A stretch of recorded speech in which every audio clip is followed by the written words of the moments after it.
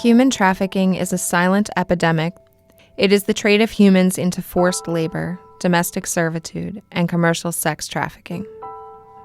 In the United States alone, 18,000 people are trafficked every year. Florida ranks third behind New York and California in human trafficking activity, and Tampa is the #1 city for activity in Florida. 200 kids go missing each day, and 1 out of 3 will become a victim of trafficking. How many will you notice have gone missing? How many will you notice have gone missing? Young kids are lured into human trafficking by classmates and friends, as well as adults.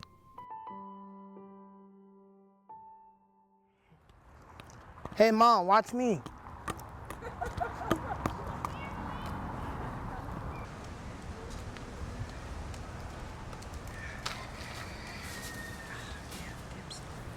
Hey Kyle, what you doing? Just playing around. Can I play?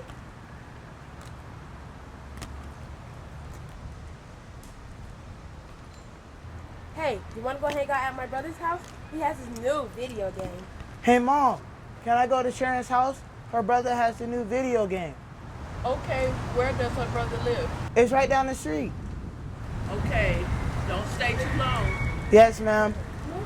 Little do they know that Sharon has set him up to be her older brother's next human trafficking victim. What advice can you give an adult that has shared your experience? I want everyone to understand that no matter what their story is, there's hope. A lot of times when you've survived sexual abuse or any type of trauma, we tend to live behind this facade of guilt and shame. It's not your fault, and there is hope, but you have to reach out. What led you into the world of human trafficking? From the time that I was 3 until the time that I was 17, my father sold me for sex. For a lot of years, even after I got out of the cycle of abuse by him, I continued to perpetuate that cycle upon myself. But today, I have found hope and I have found strength, and I want to raise awareness. What would you like to see that the public be made more aware of regarding human trafficking?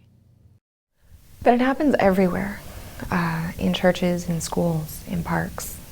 It crosses all types of socioeconomic backgrounds and positions in societies. I think that far too often we choose to look the other way. We live in a society that has billboards for everything from sex to religion. So it's just hard to understand how, as a society, as a community, a culture, we're so oblivious to this atrocious violation of humans. The International Labor Organization estimates that there are 20.9 million victims of human trafficking globally. 66% are women, 22% are children, and 12% are men.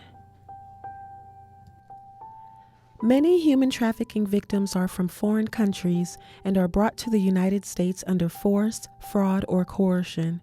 The Trafficking Victims Protection Act allows law enforcement to protect international victims through forms of immigration relief such as continued presence and the T visa, which allows the victim to temporarily reside in the United States.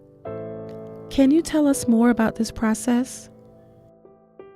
Generally, victims have a number of legal needs, and one of the legal needs that most foreign-born victims will have is related to immigration. They need help with their immigration status. So I help victims apply for T visas, a congressionally created visa available for victims of trafficking.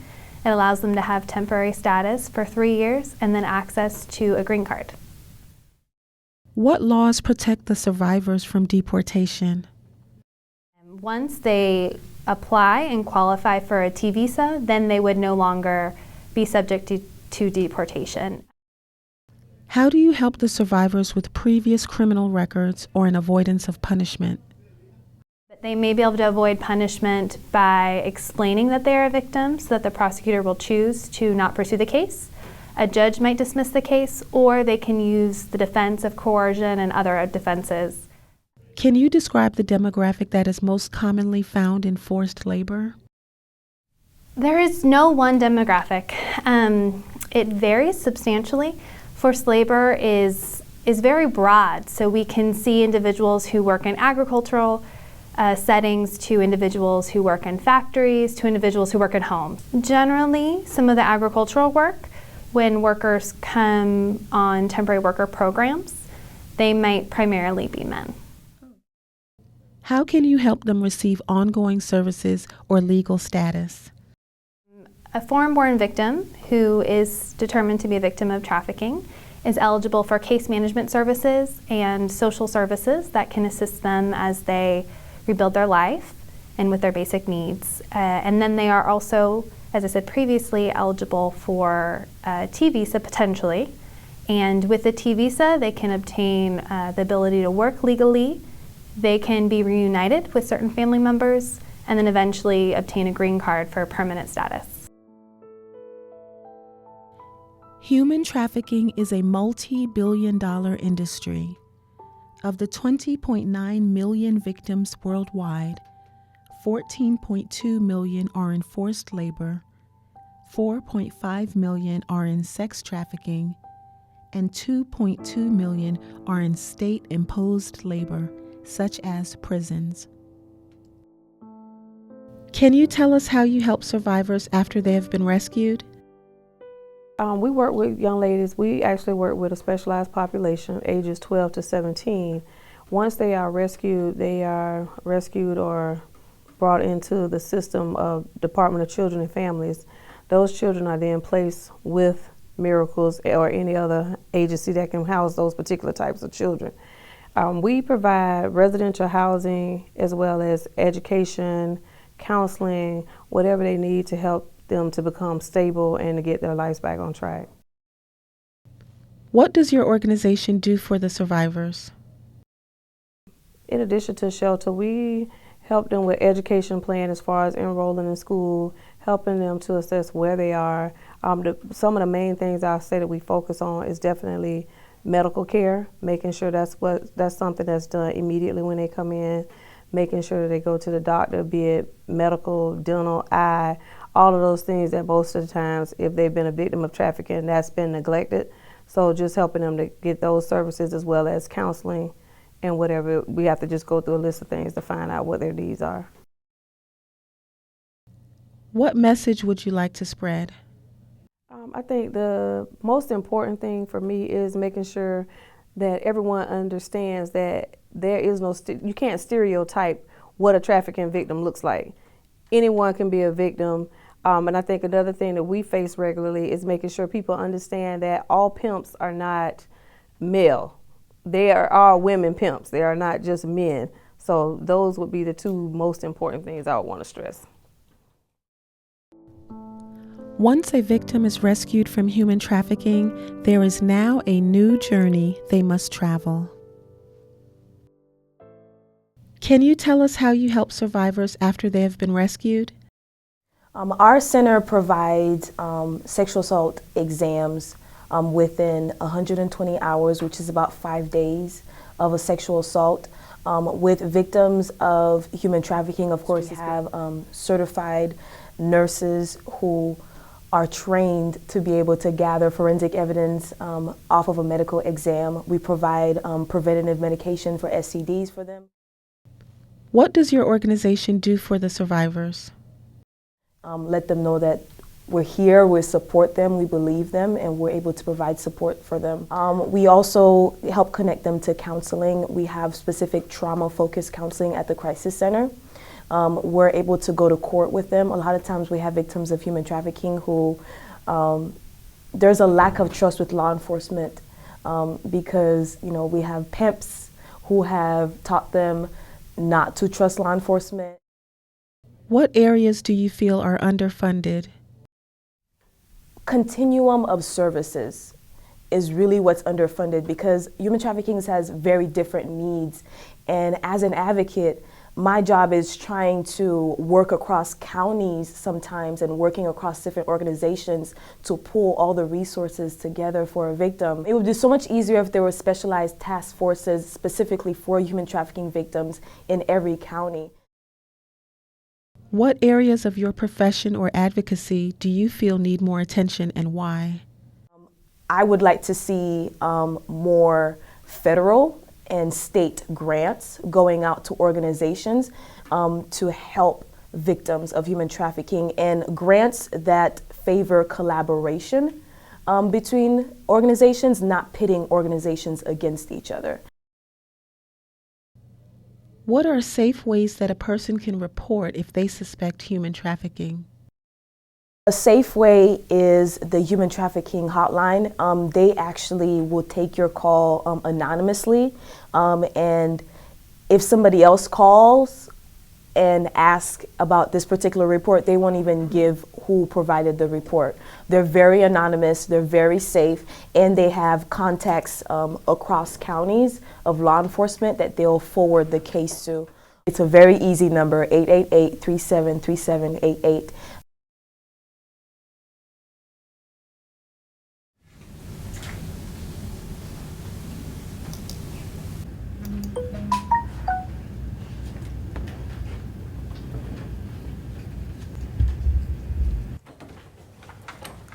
You ready, girl? So who's gonna be there? Remember that guy I was telling you about that works at the modeling agency? He's having a casting call today, and I told him about you. You did that for me, girl? Yeah, girl. You know I got you. I don't even know what to say. I'll take care of all the talking. Let's go.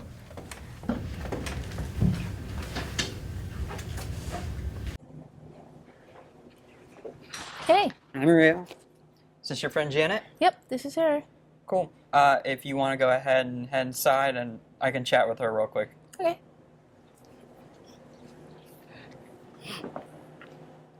So, if you want me to be your agent, you're going to have to do some favors for me.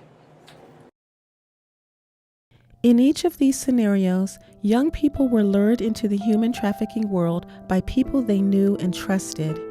Each interaction with a friend or classmate may seem innocent, but results could be deadly. Janet and Kyle never suspected that their friend or classmate would plan something like this. It never even crossed their minds. But there are ways to prevent this from occurring. There is no age, race, gender, or socioeconomic status in the world of human trafficking. Anyone can become a victim. Know your circle of friends and who they hang out with. Ask questions if a situation seems suspicious, questionable, or too good to be true. Don't get involved. If you enter a situation and feel uncomfortable, leave. If you can't, text someone you trust to help you escape. As a parent or guardian, ask to meet your child's friend and their extended family. Know who your child's friends or classmates are and where they live. Meet their parents or guardian before allowing your child to visit. Always ask for the contact information of your child's friend or classmate. Call the number and verify before allowing them to go. Lastly, always trust your gut instincts. Know that these tips are not applicable in every situation. Some victims being trafficked by their own family or someone else they know and trust may be exploited in the labor trade. In those cases, you will need to reach out to the authorities to help them. What message would you like to spread? The message I'd like to spread today is the fact that human trafficking is modern-day slavery. Unfortunately, there is a lot of denial that slavery still exists in the United States of America. I also wanted to let people know that there are 3 forms of human trafficking. Those forms are domestic servitude, labor trafficking, and sex trafficking. Unfortunately, we only discuss one form of human trafficking, which is sex trafficking. So what we are actually doing is pitting victim against victim. We are ignoring victims of domestic servitude and labor trafficking, which in my opinion is a travesty. What areas of your profession or advocacy do you feel need more attention and why? At this point, I think we definitely need more attention and advocacy towards the issue of forced labor. As I've mentioned before, most of the documentaries, the media, and most of the advocates specifically talk about the issue of sex trafficking. When you look at global statistics on human trafficking, only 20% of victims of human trafficking are victims of sex trafficking, while 78% of those victims are victims of forced labor. So we are ignoring the major portion of the issue as a whole. What are a few things that you wished the public would become more aware of and act on? I really do believe that if the public would have a better understanding of what human trafficking looks like, the fact that it could be anyone. It could be the person who's giving you a manicure or pedicure. It could be the person who's serving your food. Or it could be the woman that's walking down the street at 3 o'clock in the morning. I think if people understood that that person may actually be a victim of human trafficking and take the time to report it, it would make a world of a difference. Human trafficking is often hidden in plain sight. There are a number of red flags or indicators which can help alert you to human trafficking. Recognizing the following signs is the first step in identifying victims. If the person doesn't make eye contact with anyone, if the person doesn't speak up or they defer to another person to speak for them, if the person is exhibiting strange behavior, acting fearful, anxious, submissive, or depressed, if the person doesn't have many possessions or they are not with family or friends. These are possible indicators that an individual is a part of human trafficking.